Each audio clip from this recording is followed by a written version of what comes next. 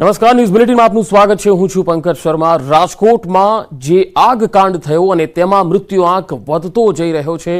જે રીતે અત્યાર સુધીનો આંકડો સામે આવ્યો છે તે પ્રમાણે 28 લોકોના મૃત્યુ થયા છે અને તેમાં સૌથી વધારે બાળકો છે જેમની ઉંમર 18 વર્ષથી ઓછી છે. અને આ જે સમગ્ર ઘટનાક્રમ બન્યો છે ત્યારે સીએમ ભૂપેન્દ્ર પટેલ પણ રાજકોટ આજે પહોંચ્યા અને તેમણે પણ ઘટના સ્થળની મુલાકાત લીધી. હર્ષ સંઘવી મોડી રાતથી જ રાજકોટ છે અને સાથે સાથે એસઆઈટીના જે 5 સભ્યો છે તેઓ પણ હાલ આ તપાસમાં જોતરાયા છે. ટીઆરપી ગેમ ઝોન આગકાંડમાં 28 લોકોના કરુણ મૃત્યુ થયા છે અને 16 વ્યક્તિના મૃતદેહોનું પોસ્ટમોર્ટમ કરવામાં આવ્યું છે. ડીએનએ સેમ્પલ ગાંધીનગર મોકલવામાં આવ્યા છે. 28 લોકોના ડીએનએ સેમ્પલ મોકલાયા છે અને આ સેમ્પલ મેચ થયા બાદ મૃતદેહોની ઓળખ વિધિ થશે. બનાવ સમયે 70 લોકોએ ટિકિટ લીધી હતી અને ગેમ ઝોનમાં 99 રૂપિયાની સ્કીમ અને 28 લોકો મોતને ભેટ્યા. કારણ કે 99 રૂપિયાની સ્કીમ હતી. મોટી સંખ્યામાં આ સ્કીમનો લહાવો લેવા માટે લોકો ત્યાં આવ્યા અને સીધા મૃત્યુ પામ્યા. કારણ કે આ ઘટના 5:30 વાગે ગઈકાલે જ્યારે બની અને આગ જે રીતે વિકરાળ સ્વરૂપ ધારણ લઈ ચૂકી હતી ત્યારે તેમાં જે મોટી સંખ્યામાં લોકો હતા તેમને બહાર નીકળવાનો સમય જ ન મળ્યો અને તેઓ પોતે ફસાઈ ગયા હતા.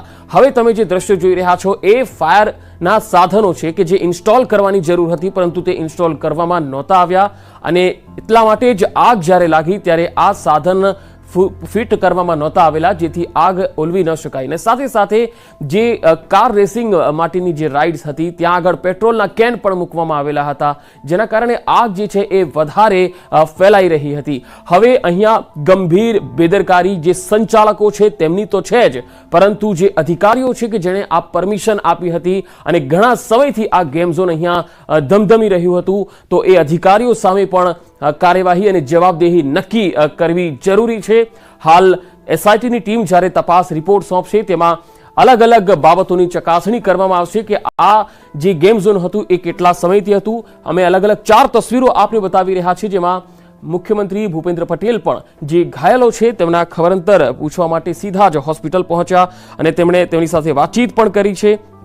અને બાકીની જે 3 તસવીર છે તેમાં જોઈ શકો છો કે પરિવારજનો હજુ પણ પોતાના વહાલ સોયાને શોધી રહ્યા હોય એ પ્રકારની સ્થિતિ જોવા મળી રહી છે. કારણ કે ઘણા લોકો પોતાના પરિવારજનોને શોધી નથી શક્યા અથવા તો ઓળખી નથી શક્યા.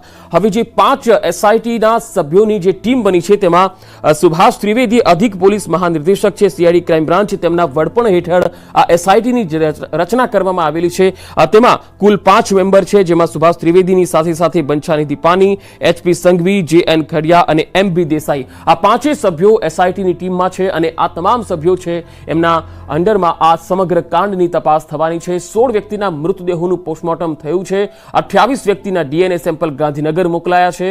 સીએમ ભૂપેન્દ્ર પટેલ ઘાયલોના ખબરંતર પૂછવા રાજકોટ સિવિલ હોસ્પિટલ પહોંચ્યા, પરંતુ હજુ ઘણા એવા છે કે જેમને પોતાના પરિવારજનોની ઓળખ કરવાની બાકી છે અથવા તો કોઈ અતોપતો નથી. તેઓ શોધી રહ્યા છે તેમના પરિવારજનને.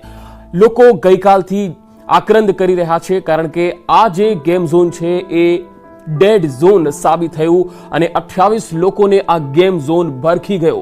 વેલ્ડિંગનો એક તણખો અને આગ લાગી અને ત્યારબાદ જોતામાં સેકન્ડોમાં અને થોડી જ મિનિટોમાં આખું ગેમ ઝોન આગના હવાલે થઈ ગયું. તમામ લોકો જ્યારે ઘટના બની ત્યારે કલેક્ટર, સીપી, ફાયર વિભાગની 8 થી પણ વધુ ગાડીઓ સ્થળ પર હતી અને આગ બુઝાવવાની કામગીરી લાગી, પરંતુ 3-3.5 કલાક જેટલો સમય થયો આગ બુઝાવતા અને ત્યાર પછી જ્યારે એક બાદ એક મૃતદેહોને બહાર કાઢવામાં આવ્યા ત્યારે સૌ કોઈ હતપ્રત બની ગયા. અરેરાટી વ્યાપી ગઈ કારણ કે એક એક કરીને 28 જેટલા મૃતદેહો છે એ સિવિલ હોસ્પિટલ ખાતે લાવવામાં આવ્યા અને આંકડો જે છે એ વધતો જ ગયો. જો કે હજુ જે ઘાયલો છે તેમાંથી કેટલાકની હાલત ગંભીર બતાવવામાં આવી રહી છે.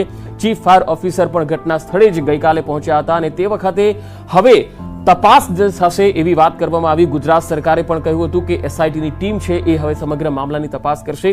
તો હવે આપણે જણાવી દઈએ કે જ્યારે રાજ્ય સરકારે જે તપાસ સમિતિ એટલે કે એસઆઈટીની નિમણૂક કરી છે એમાં શું તપાસ થવાની છે, કયા સંજોગોમાં અને કયા કારણોસર આગનો આ બનાવ બન્યો છે એની તપાસ ટીમ એટલે કે એસઆઈટી છે એ તપાસ કરશે, ચકાસણી કરશે. ગેમિંગ ઝોનની મંજૂરી આપવામાં આવી હતી કે કેમ તેની પણ તપાસ કરશે. ગેમિંગ ઝોનની મંજૂરી આપતી વખતે કઈ કઈ બાબતો ધ્યાનમાં લેવામાં આવી એ પણ તપાસ થશે. ગેમિંગ ઝોનના બાંધકામ બાબતે સ્થાનિક તંત્રની મંજૂરી લીધી હતી કે કેમ અને જે બાંધકામ થયું હતું એ નિયમ અનુસાર થયું હતું કે કેમ એની પણ તપાસ કરવામાં આવશે. અને આ સંબંધમાં ફાયર વિભાગની કોઈ એનઓસી હતી કે કેમ એ પણ જોવામાં આવશે. ગેમિંગ ઝોનમાં આકસ્મિક સંજોગોમાં રાહત અને બચાવ માટેની શું વ્યવસ્થા હતી એ પણ તપાસ થશે. ગેમિંગ ઝોનમાં ઇમરજન્સી એક્ઝિટ માટેની શું વ્યવસ્થા હતી એ, અને સાથે ગેમિંગ ઝોનના સંચાલક અને અન્ય કોઈ ઇજારદારની નિષ્કાળજી કે બેદરકારી છે કે કેમ એ પણ તપાસ કરવામાં આવશે. કારણ કે અત્યાર સુધીમાં જે સામે આવ્યું છે એ પ્રમાણે આ જે ગેમ ઝોન છે એ ઘણા સમયથી, એટલે કે લગભગ 2.5 થી 3 વર્ષથી ધમધમી રહ્યું હતું અને તેની પાસે લાયસન્સ નહોતું અને એવું પણ કહેવાય છે કે ફાયર એનઓસી પણ ન હતી. સાથે બીજો એક પરિવાર અમને એવો મળ્યો છે કે જેમની ભાણી હતી અને તેઓ કપલ એટલે હસબન્ડ વાઇફ તેઓ અહીંયા ફરવા માટે આવ્યા હતા અને તેઓ મિસિંગ છે. કુલ 3 લોકો આઈ થિંક મિસિંગ છે. કોણ કોણ? એ 2 ભાણકી અને એક જમાઈ છે. અચ્છા. અને એ ક્યાંથી આવ્યા હતા? જે ભાણકી જમાઈ છે એ વેરાવળથી આવ્યા હતા અને એક ભાણકી છે અહીં રાજકોટની જ છે. ઓકે. અને એ લોકો ગેમ ઝોનમાં કાલે ફરવા ગયા? હા, કાલે ફરવા ગયા હતા 5 વાગ્યા. બસ પછી કોઈ કોન્ટેક્ટ કોઈ તમારો? કોન્ટેક્ટ નહીં. છેલ્લો બસ એને કંઈક સ્ટેપમાં વિડીયો કંઈક મૂક્યો હતો. અચ્છા. છે તમારી પાસે? ના ના નથી, નહીં. એટલે ત્યાં ગેમ ઝોનમાં જ ગયા હતા અને એનો વિડીયો ગાડી મૂક્યો? છે, ગાડી તમે લઈ આવ્યા ઘરે. અચ્છા. એ ગાડી મળી ગઈ એટલે ટુ વ્હીલર? હા, ટુ વ્હીલર લઈને ગયા હતા 3 જણા એક ગાડીમાં. અને છેલ્લી વાતચીત ક્યારે થઈ હશે આપની? 5 વાગ્યા આસપાસ મારા બેન સાથે વાત થઈ. એટલે જવાના હશે એની પહેલા વાત? હા, જવાના હતા ત્યારે. અને ઉંમર શું હશે? જે મોટી ભાણકી છે ને 24 વર્ષ અને નાની છે ને 18-19 વર્ષ, જમાઈના 26 વર્ષ. એટલે એ કપલ હતું અને એ એક કપલ ભાણકી સાથે અને એ મળ્યા જ નથી? નથી મળ્યા. કોઈ હાલો તો પતો નહીં. પોલીસ તરફથી કોઈ એવો સંદેશ આપ્યો છે આપને? નહીં, કોઈ જાતનો નહીં. ગઈકાલે ડીએનએ પણ લેવામાં આવ્યા છે એમ કે? ડીએનએ લીધા છે. લીધા છે તમારા પરિવારના? અને પછી શું વાતચીત થઈ, શું કહેવું છે એમનું કે ક્યાં સુધી રિપોર્ટ આવશે, શું કહેશે? અત્યારે 10 વાગ્યા સુધીનું કીધું છે.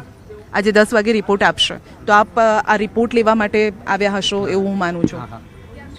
અને જે ગઈકાલે જે ડેડ બોડી અહીંયા પહોંચી છે એમાંથી કોઈ એવી વિગત આપને મળી રહી છે કે કદાચ એમાંથી ડેડ બોડી કોઈ હોઈ શકે કે એ પ્રકારે? ના, એવી કોઈ વિગત નથી.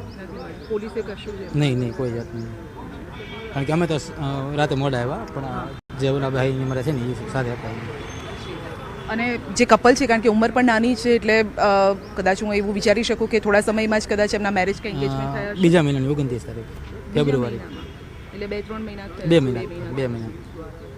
મેરેજ થયા હતા? હા, મેરેજ થયા. મેરેજને 2 જ મહિના થયા છે. એમનો ફોટો હશે આપની પાસે? કપલનો ફોટો છે, બતાવી શકશો અમને? તો લગ્નને ફક્ત 2 જ મહિના થયા છે. વેરાવળ તેઓ રહે છે. વેરાવળથી તેઓ અત્યારે ફરવા આવ્યા હતા કારણ કે આ વેકેશનનો સમય છે ને વેકેશનમાં પરિવારના બીજા સભ્યોને પણ મળવા માટે મળતું હોય છે. ત્યારે આશા